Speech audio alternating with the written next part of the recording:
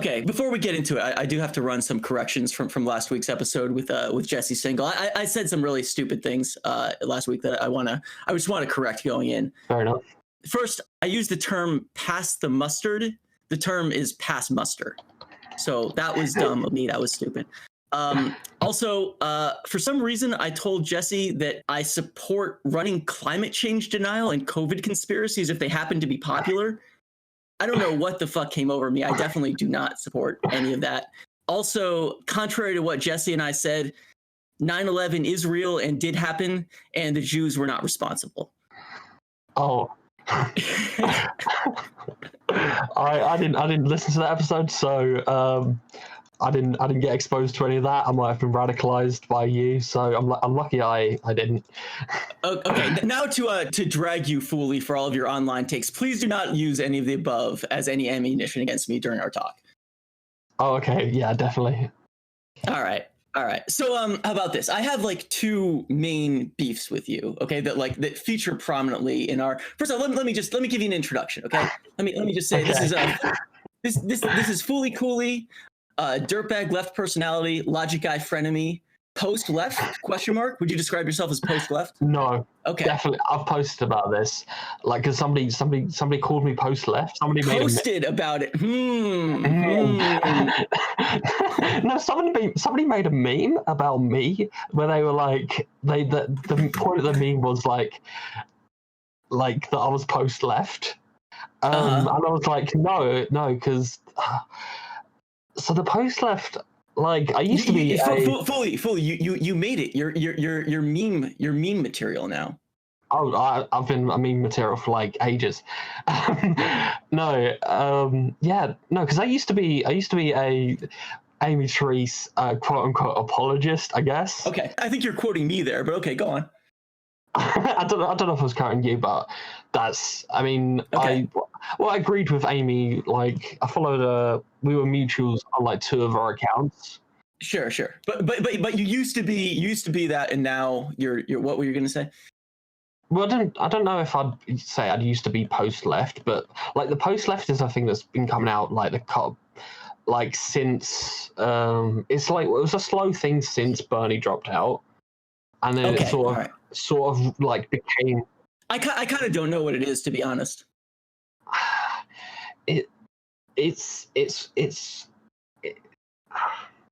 I guess like to it's people who like really lean into the whole quote unquote class reductionist thing. It's like people who and I made a tweet about this. Like, there's people who call them like unironically call themselves SJWs, and now there's people who unironically call themselves like class reductionists, and those both are. Who calls themselves that? Because I've never encountered that. There's a guy called Class Redux Killer. That's one of them. Okay, cool. Everyone follow Class Redux Killer. I think his name is black.com pilled. I think he's a black guy. I know that account. Yeah, I know that account. That guy's crazy. That guy's like an actual lunatic. Yeah, so there's that. There's also Anna Slats, whose thing is I love. Twitter favorite Anna Slats. And so that's the thing I've been like sort of dealing with. Like I posted about Anna Slats recently as well, but yeah, I mean, R.I.P. Anna Slats banned from Twitter for truth.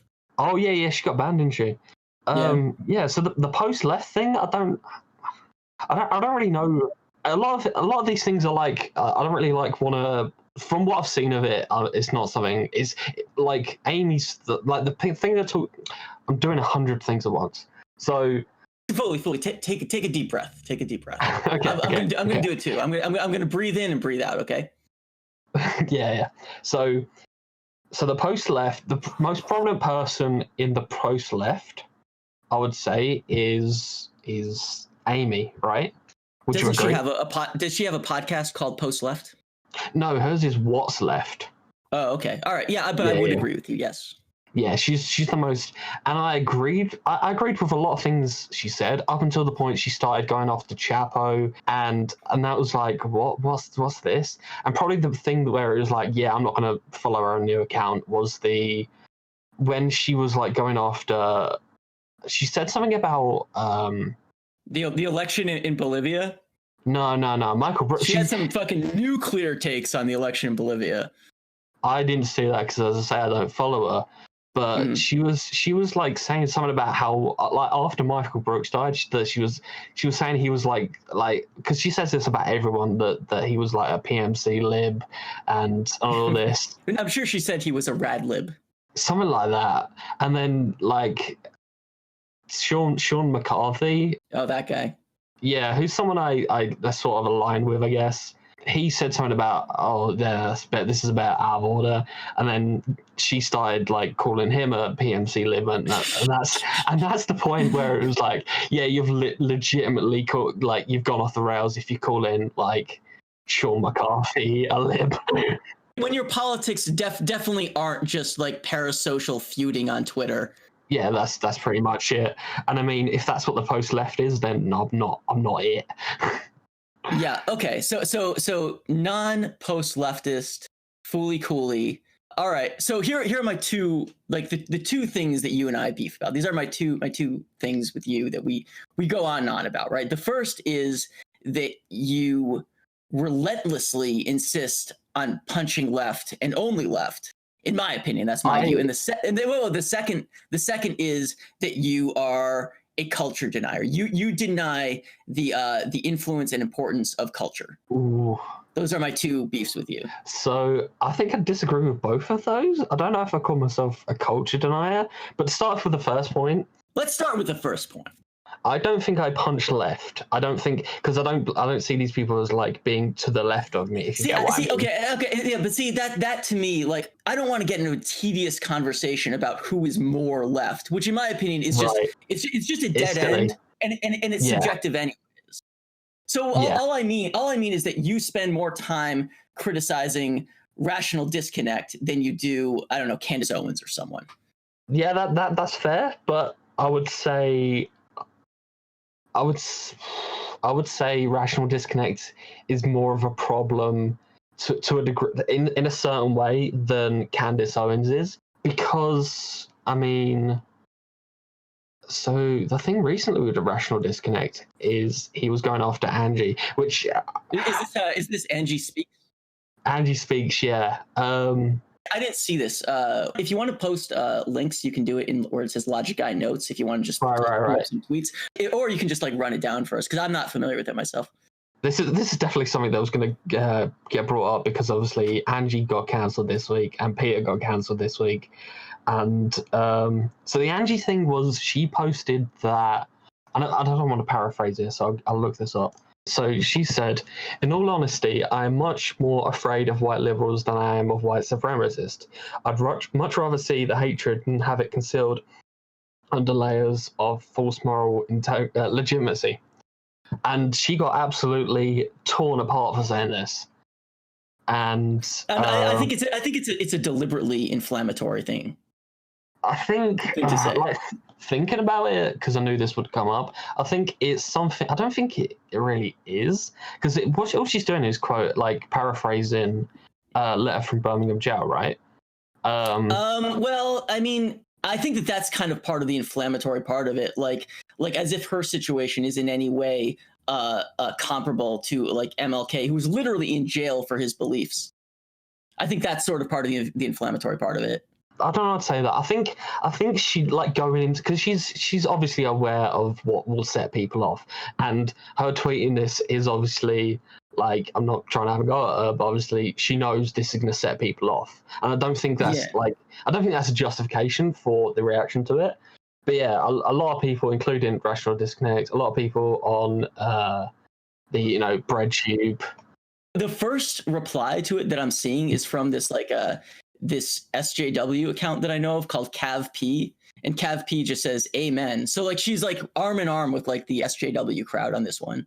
Well, it depends because a lot of people didn't like this. I mean, like, that's very rigid on what you'd call, because I know who you're talking about, but like, because again, it's like, that's why I don't really call really like strictly define the SJW left and the dirtbag left, or the whatever, the post left, whatever. I don't really strictly define those things. I think there's people who like subscribe to like, well, what they call it on low society is like a mode, I guess, of of like a set of like behaviors and practices, and a lot of people don't like they don't like it when you go after liberals more than you go after like the right. Well, I think that that's a caricature, because what if you look at my timeline, and you followed me for a long time, so I would expect that you know this.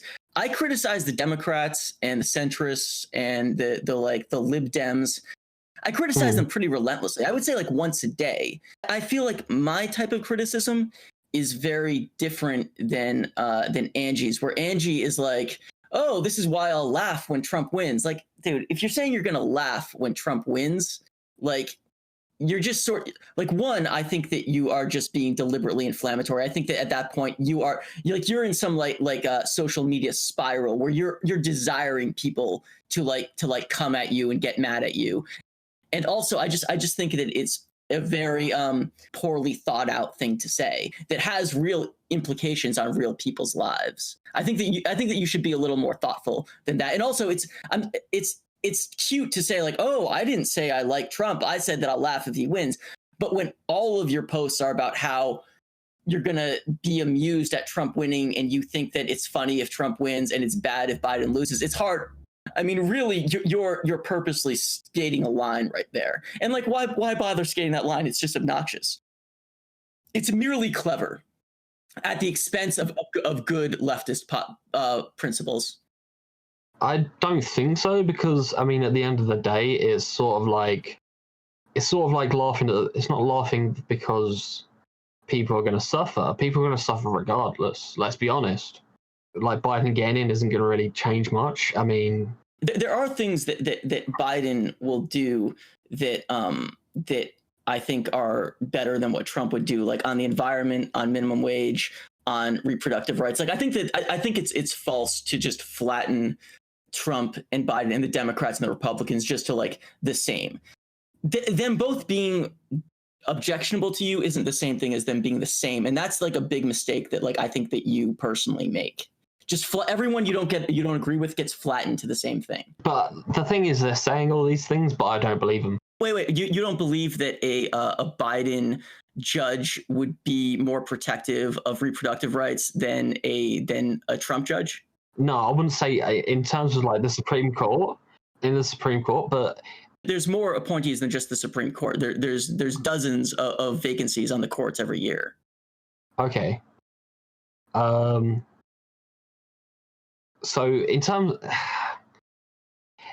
it's sort of a cultural issue. The whole because all of the only what I'm saying is the only difference I see is cultural, like, displays, not even like value display. Reproductive rights are material, though. Like, I think you have to agree with that. Oh, absolutely. But I mean, I'm not saying they're just. Yeah. It's just a cultural thing. Obviously, it has material implications. But absolutely. But that's a sort of thing where the material is affected by so that you were calling me a cultural denier. Mm-hmm. Obviously, they want, like, the Democrats want to culturally, like make a display, sort of, and some of, like, a lot of it is just empty displays. Some things like that. Judge appointments are not empty displays, though. In terms, no, of course not. But what I'm saying is, when it comes to certain things like abortion, certain things like gay marriage, aren't strictly empty displays. But for the most part, like 95% of things, it is literally just, we want to restore the soul of our nation and stuff like that. You see the blue MAGA hats they've got out now. 95% of it is that. To be fair to the blue MAGA hats, that's just some rando on Twitter, though. But I mean, I certainly agree that the Democrats are very into these empty displays, but it's just reductive to just flatten it out and say there are no distinctions between these people other than meaningful displays. And I share your frustration with the Democrats. They're mostly useless, but that, I mean, abortion is one. Environmental protections are another. Like, the first thing Trump did in office is overturn a bunch of environmental protections by Obama.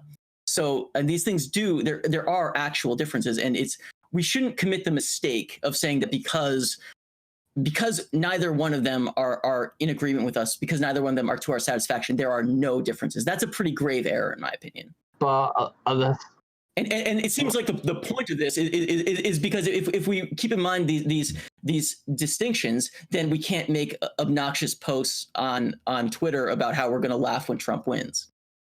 the thing is, though, even though I can recognize that in some scenarios that their cultural, putting up like signifiers, some of those things are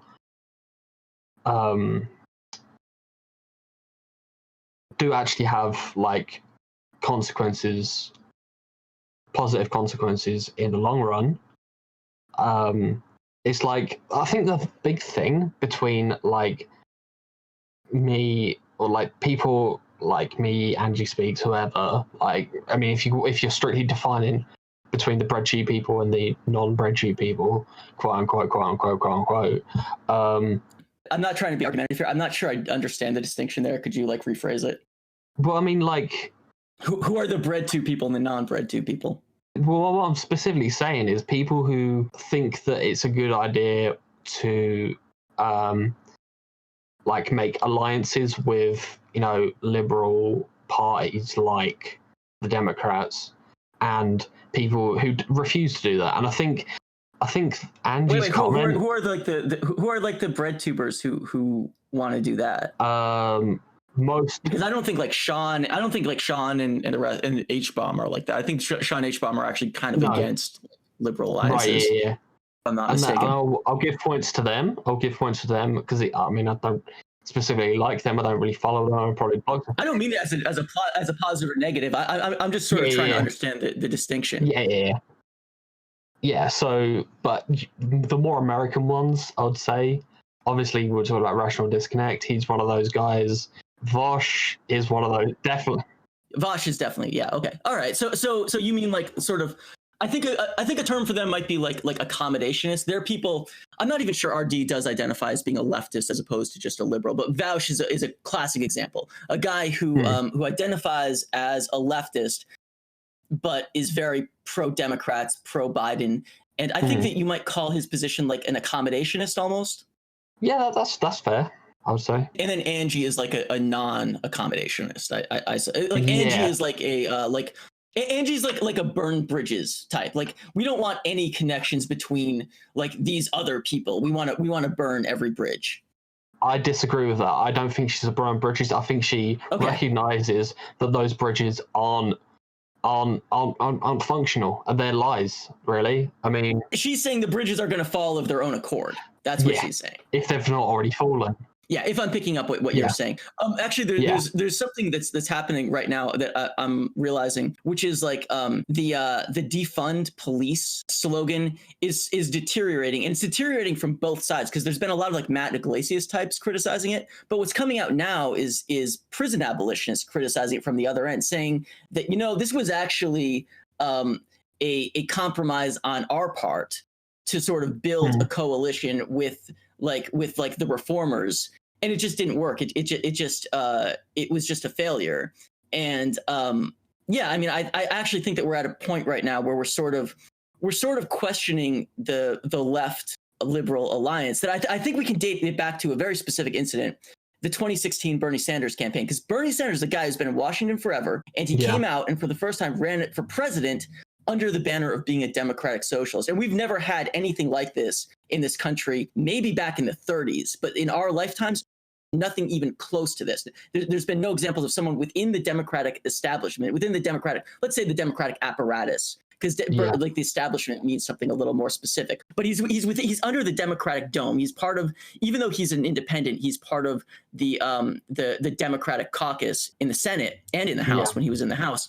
And for the first time, all these guys like Chapo Trap House resulted as part of that. Like, hey, we're kind of building an alliance now. You guys can come up. He inadvertently created the conditions for a popular, somewhat mainstream by like the criteria of like what counts as mainstream today.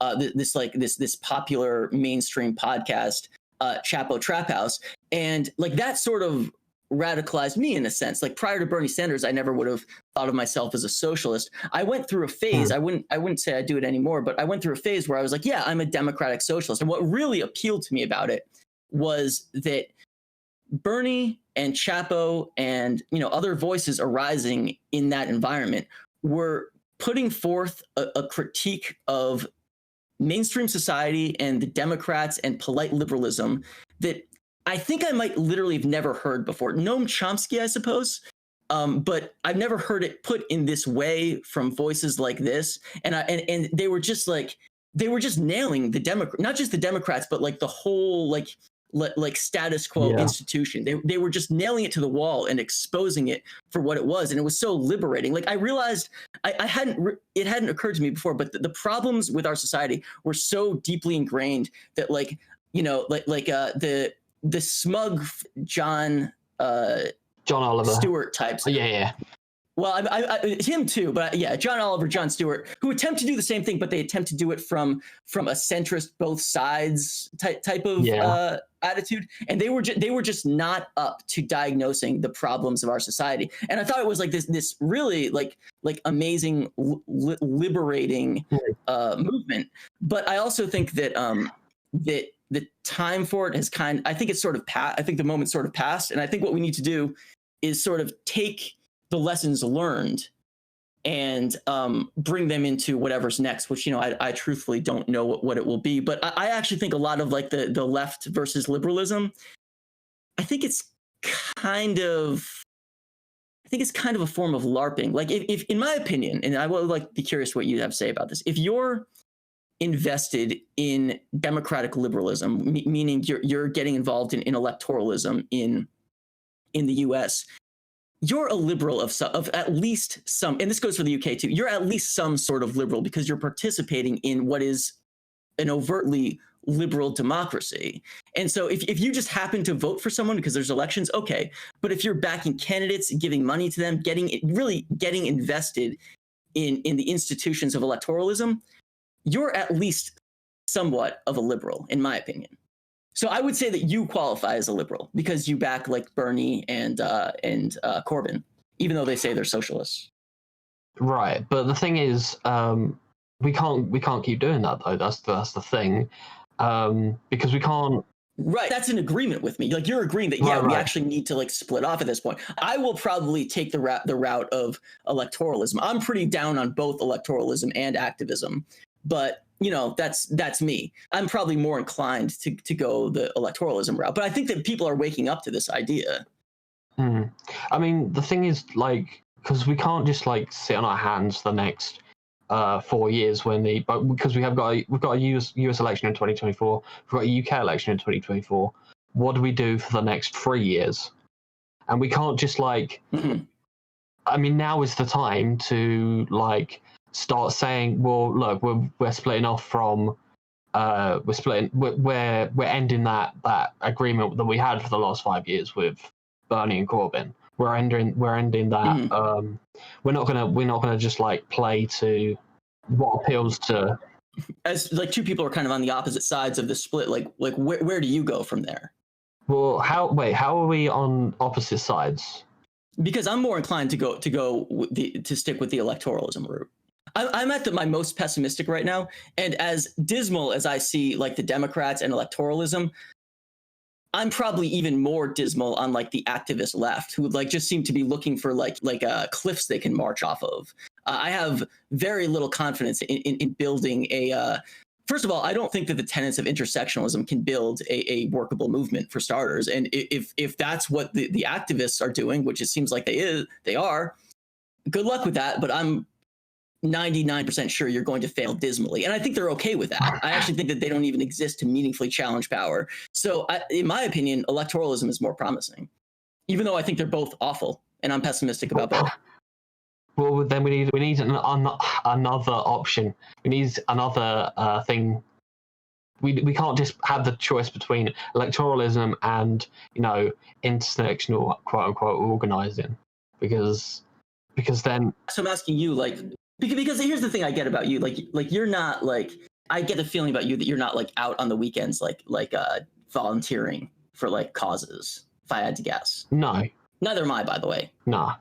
Yeah, fair enough. But I mean, it's like, how do you do that, especially at this point, like during a pandemic? I mean, actually, this is another thing I wanted to touch on, because I was going to say take the pandemic off the table, but sure, yeah, go on.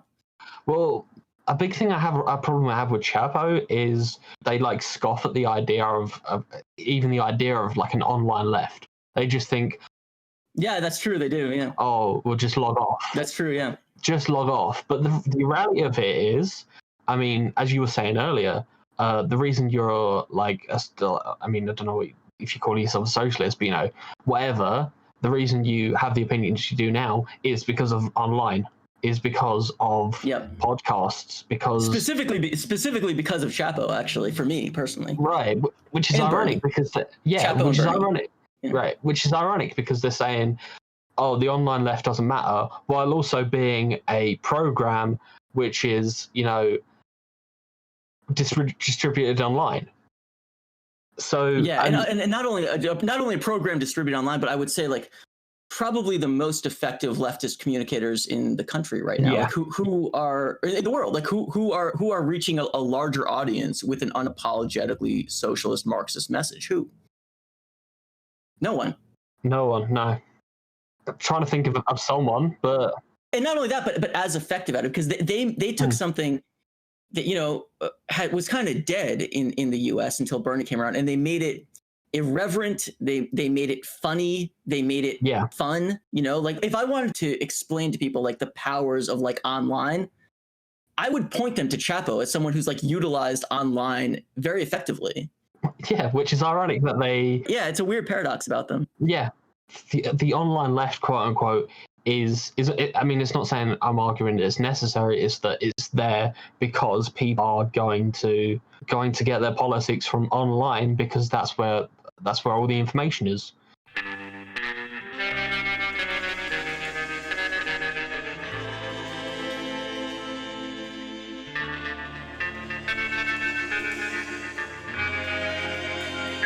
Some people like the fighting aspect. Mm-hmm. That's true. Rather than trying to appeal to more people. Some people love crying about their menchies.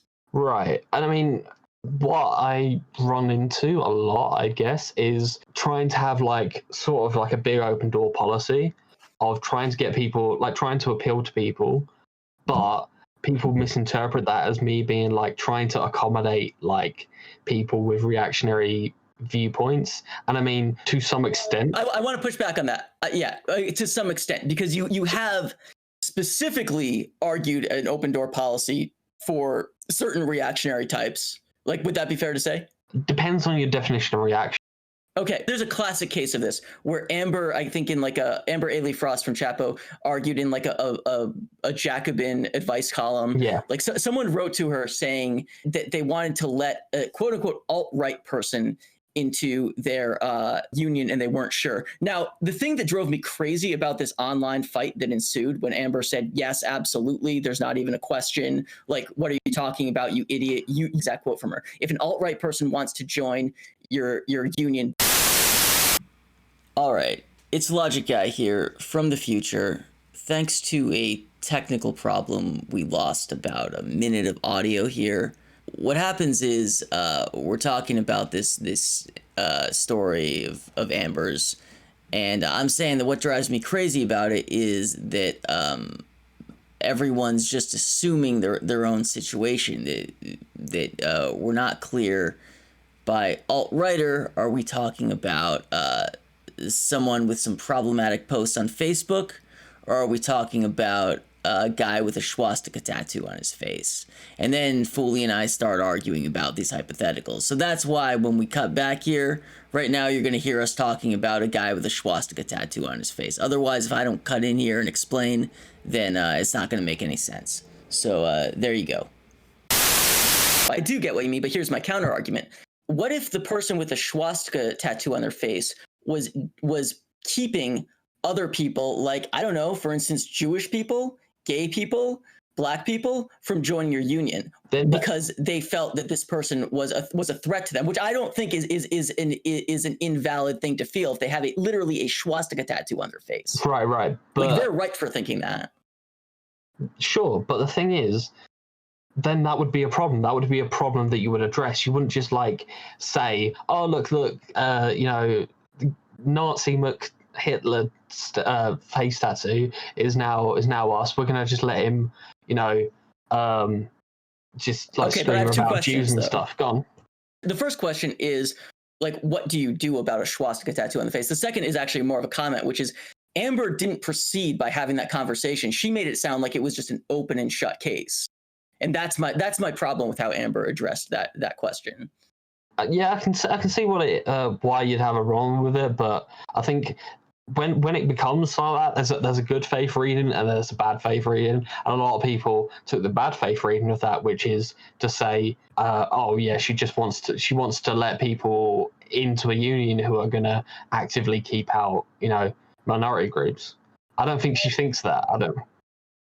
Well, so first of all, regardless of what we think, we're both kind of put in a spot where we have to kind of guess. And I would say that's a criticism I have of Amber's answer, because she took what was sort of an ambiguous question and answered it in a very concrete way, as opposed to addressing the ambiguity of it. And secondly, I do think that people are just like, oh, so you love Nazis and you want to have the union become a Nazi organization. I agree that is a bad faith reading, but also the people objecting to it and Amber's response is, oh, so you want to cancel everyone for having bad Facebook posts. That's a bad faith response, too. I think both sides were guilty. I'm doing my classic hashtag both sides. I think both sides were guilty of bad faith readings in that case. It drives me crazy because you see that performance reenacted time and time again online, where people come out with these blanket statements about these vague situations that require huge amounts of interpretation on our part. Like famously, Peter Coffin defended a hypothetical woman from being fired for transgenderism on Twitter. And then he was asked about this on Chud Logic's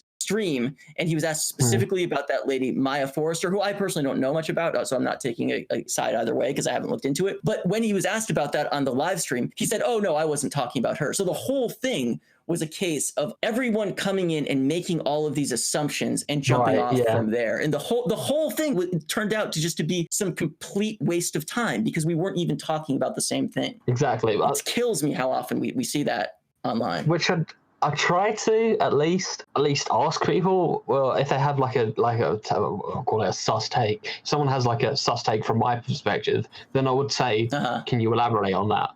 And sometimes they're just like, no.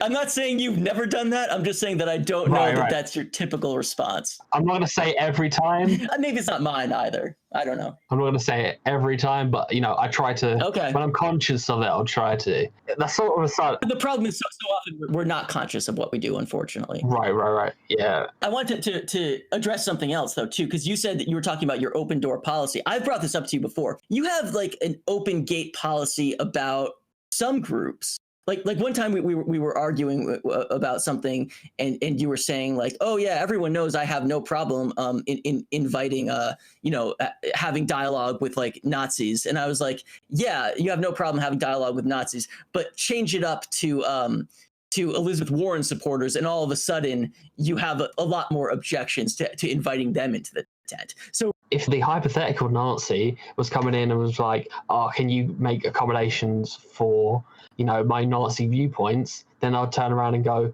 no, go away. In the same situation, if a Liz Warren person came up and said, I mean, we're assuming in that scenario that a Liz Warren person was like, oh yeah, but obviously, like, we have to make this, and this.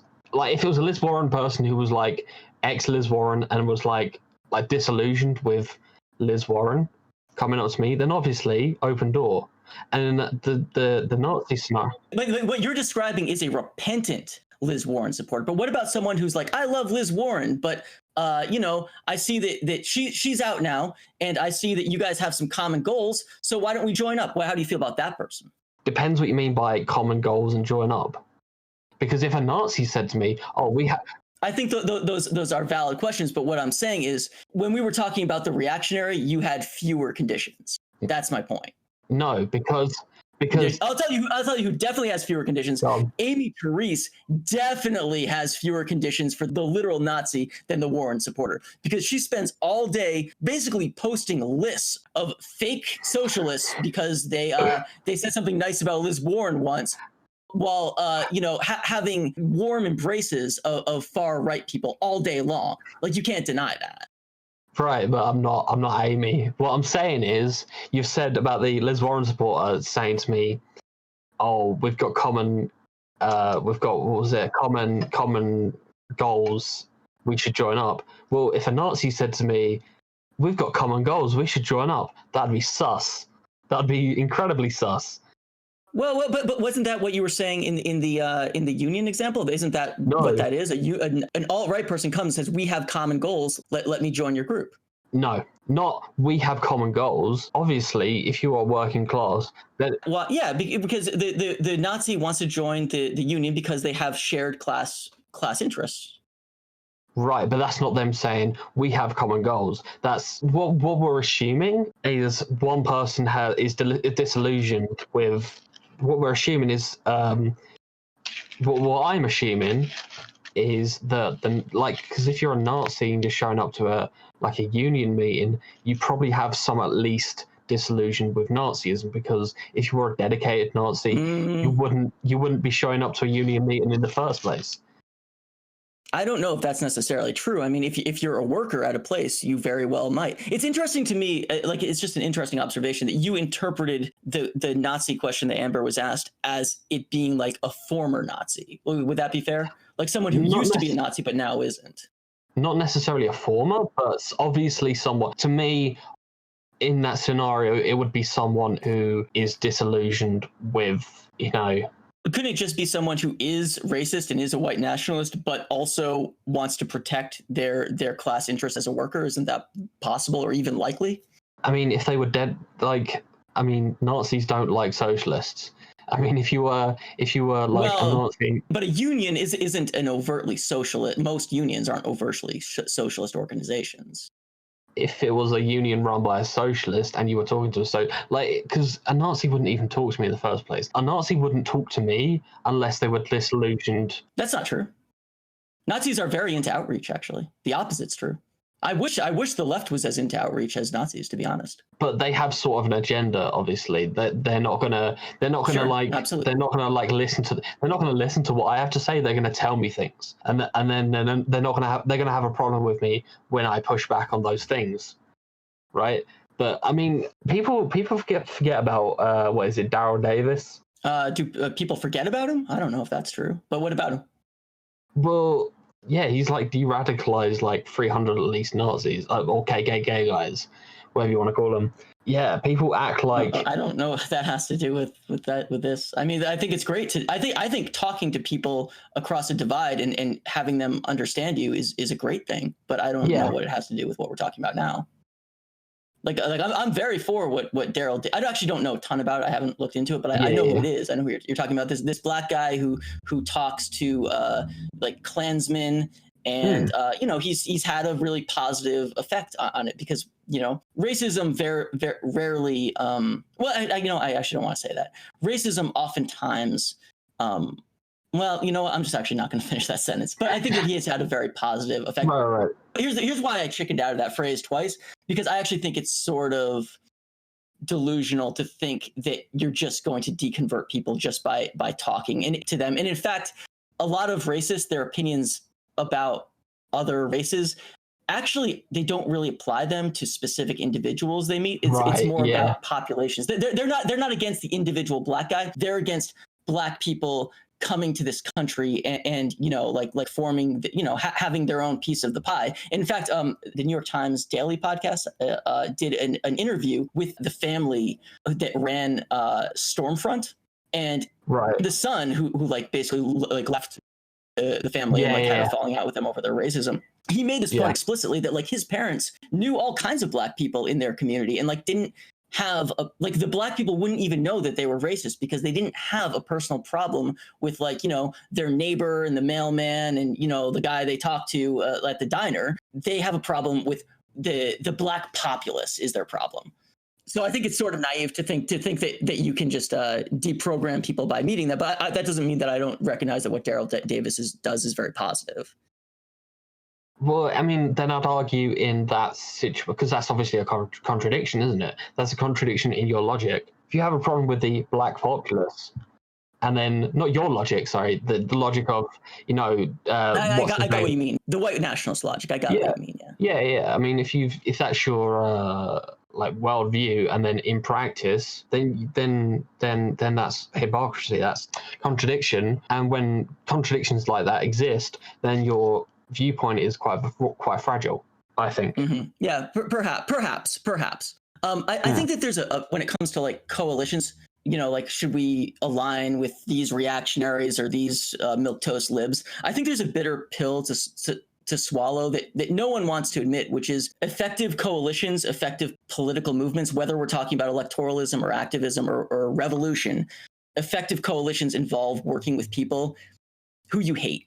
And I think people don't really want to acknowledge that, because you don't have to like them. You have to agree on shared goals and objectives. That's what a coalition needs. But the thing is, I'm not arguing in favor of having a coalition with anyone. I mean, I think it's a bit silly. That's a problem in and of itself. Like, don't you need a coalition to affect political change? No, what we need is more people to agree with us.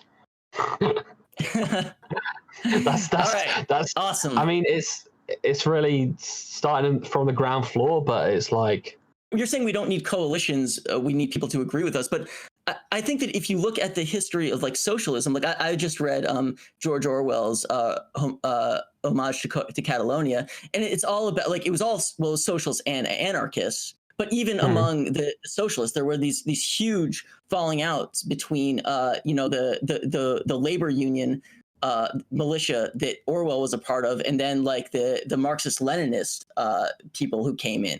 So like no matter how you slice it, you're always working across a disagreement of some kind, but towards like what they all shared in common, from the Marxist-Leninists to the Democratic Socialists to the anarchists. What they all shared in common was they were opposed to Franco, and they were opposed to this military coup and slaughtering innocent people. That's the shared coalition. And whatever we do, we succeed by building coalitions with people across disagreements. There's a difference there, though, because the anarchists and the Marxist-Leninists, they're both operating in opposition to capital. And what I'm saying is it's like a dead end trying to form an alliance, form a coalition with someone who is acting in the interest of capital. Okay, but I'm kind of leery of them. I mean, we're literally talking about agents of Stalin here. I wouldn't say all Marxist-Leninists, because I've spoken to some Marxist-Leninists, I guess, or they're not guys who, I don't know, but I don't even know if they're like serious. I mean, they're not all Stalinists. They're not people who are like, yeah, Stalin was good, but But Marxist-Leninism was the political philosophy of the Soviet Union. It was like implemented and created by Stalin. So like Marxist-Leninism is like, it's like when I'm talking about Marxist-Leninists here, I am, first of all, in the case of the Spanish Civil War, we're literally talking about Stalinists. These were agents of Stalin who they had reached out to and were supplying them with weapons and fighters. So in this case, we're literally talking about Stalinists. But I would say that like we're just sort of splitting hairs between a Marxist-Leninist and a Stalinist anyways. Yeah. But what I'm saying is, I think it's my point about this is that it's a dead end to try and form a coalition, try an alliance with ideologies which either like act in the interest of capital, or in the case of Nazis, who want to essentially preserve the hierarchy of capital, even though then Nazis aren't capitalists. The point is to preserve. Are you eating some Tic Tacs? No, that was just me moving a bit of paper. Sounded like you were having some Tic Tacs. No. Okay, I hear what you're saying. I disagree, but let me same argument, different subject. What do you think of the defund the police movement? Are you a defund the police guy? I don't really have an opinion. I think it is another one of these things which is like an online thing where it's like a slogan, Whereas, and I've not really had like enough of an immersion into that whole thing to really have one way or the other. I mean, yeah, I mean, I'm not an expert on prisons, so I wouldn't be able to say. But Sure, I yeah. mean, from what you've explained it to me, it sounds like where you were talking about the prison abolitionists. They were talking about this was us trying to make an alliance. Then that's, to me, just sounds like it's slogan politics. Right. Yeah. Well, but hold on. It's. I mean, it is a slogan, so I guess it's slogan politics. But the idea of the defund police movement was to build a coalition between abolitionists and reformers. And it's interesting to me to watch the coalition kind of sort of disintegrate, because in that case, I think it was a coalition that didn't really make sense. I think it was people who didn't really share clear goals, and who didn't share similar goals, and who weren't clear about the differences. I think that the sort of mainstream prison reform movement decided it was a good idea to recruit prison abolitionists by embracing this slogan, not just a slogan, but like a platform that was friendly towards them. But the problem is that that's a group that doesn't even include anyone. So you recruited this niche group at the expense of a much broader populace of people who agree with you. And that, to me, is the failing on the part of the reformers in the defund police movement. Right. Well, I mean, as I say, I've not got a huge amount of knowledge on this, but I would make an assumption, this is me going off an assumption, that the reform the police people are, are at best like sock dems, people who aren't really acting in opposition to capital, and that the prison abolitionists are people who are acting in opposition to capital. That might be true in some cases, but I mean, I think that there are, like, Angela Davis is a socialist, but I think that the divide isn't necessary. I mean, maybe I'm just completely wrong. I haven't seen data either way, but I think the divide there is I wouldn't expect that it aligns perfectly with a capitalist socialist divide. I would say it's probably a little different than that. I think there are definitely people. Maybe I can't think of a good example, so maybe I shouldn't. Regardless, sign off on anything here. Yeah, regardless, there's going to be people who have, preserved capitalism, I can't speak when I'm on microphones, I swear down. Reform capitalism opinions, and people who are, absolutely against capitalism, replace it. And my point is, if memory serves, I think Amber is like a reformer and not a right abolitionist. I think so. That's one example. But yeah, Ben Burgess too, I'm pretty sure. So, okay. Do you consider yourself a prison abolitionist? I mean, I wouldn't know because I wouldn't know the consequences of doing that. I mean, especially in. Well, sounds like someone needs to do the reading. Yeah, well, yeah. I understand that, like, my perspective is like the prison. I mean, it's a thing that you can't really like talk about without also saying, well, we need to get rid of capitalism, because the point of a prison is to sort of lock up people who are like sort of victims of capitalism, if in a way, sort of. Now, this is something that you and I don't agree on, because first of all, there are socialist communist countries we can point to, and they still have criminals. Right. So I think it's just naive to be like, oh yeah, what we need to do is get rid of capitalism, and then we won't have the problem anymore. Do you know that Robin DiAngelo refers to herself as a socialist, or at least a critic of capitalism, and she says that racism is just a result of capitalism. And it's like, lady, what do you think you're doing if not just being a henchman for capitalists? What do you think your job is? Who do you think's paying you? Yeah. She's literally a henchman hired by corporations to come in and accuse their employees of being racist. What the fuck is she talking about? Well, that's sort of an example of, like, you can say a thing, but then your actions mean the opposite. And so that's sort of like a limitation of online, because online I have to take you of what you're saying into a microphone, what you're typing into a website. I can't really like judge your actual actions.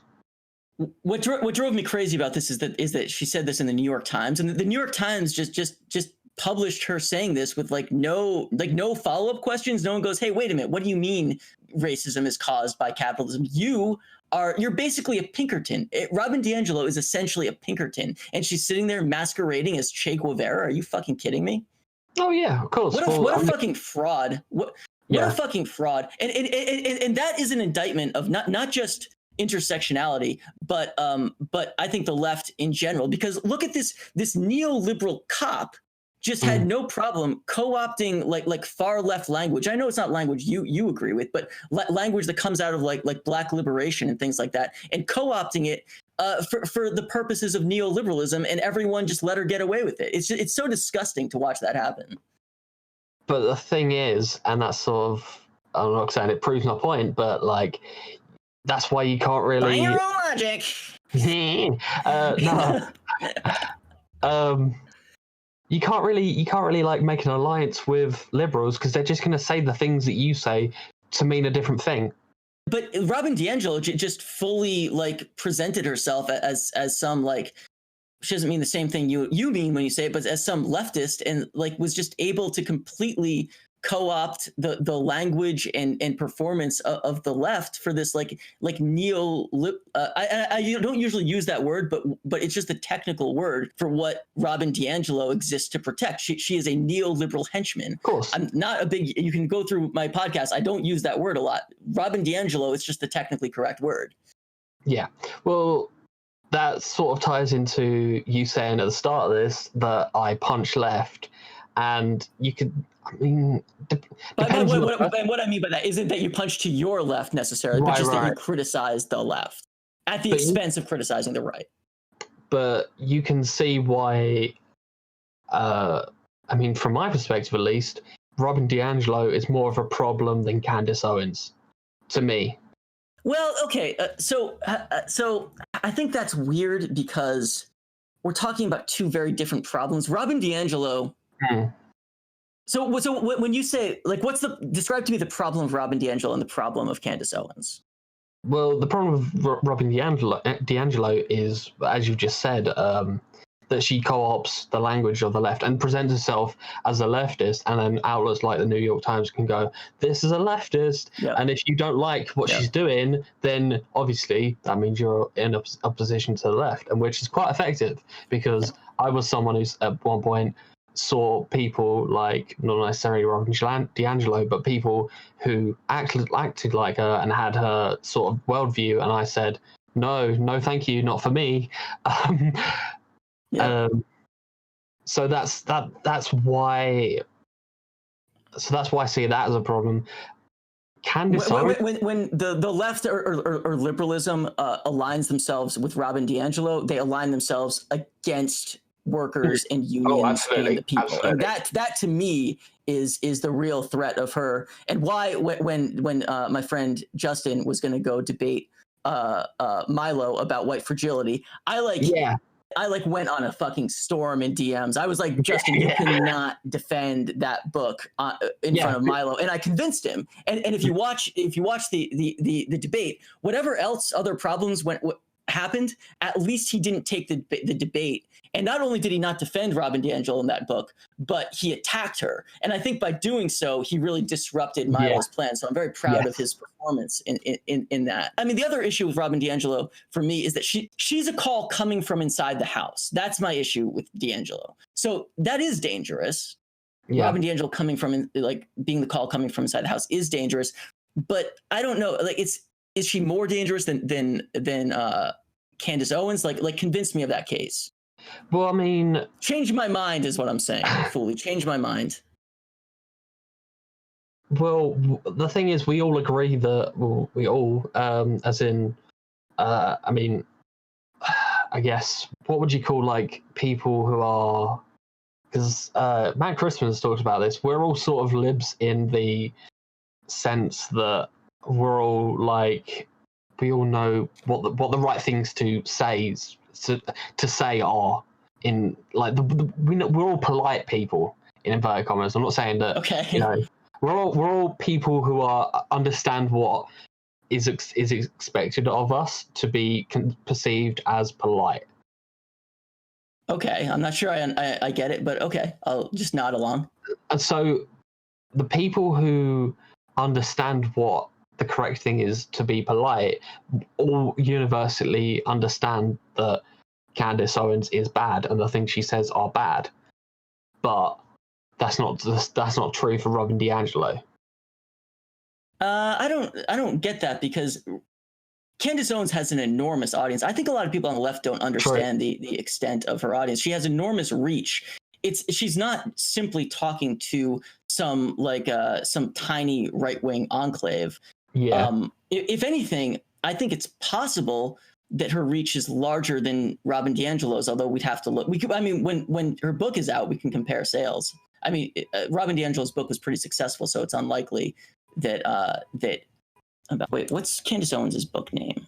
All right, I don't know. We can look into it, but I mean, it would be a mistake to underestimate Candace Owens' reach, and I think this is a mistake that leftists make a lot. They assume that because someone's not in your orbit, in your enclave, that therefore they're less influential. But it's just not true, especially in this case. I actually urge Justin to make a similar case to this, that Milo might say he's opposed to Robin DiAngelo, but at the end of the day, as an errand boy for the Mercers and for Steve Bannon, he serves the same ruling class interest that Robin DiAngelo does. And I would absolutely say the same thing is true of Candace Owens. They do it in a different way. They're doing a different kind of damage. I would have a hard time saying one is worse than the other. Which is sort of quote unquote class reductionism, because you're pointing everything back to class. And oh man, I can't believe you're accusing me of being a class reductionist, Fooly. What the fuck? I have been besmirched.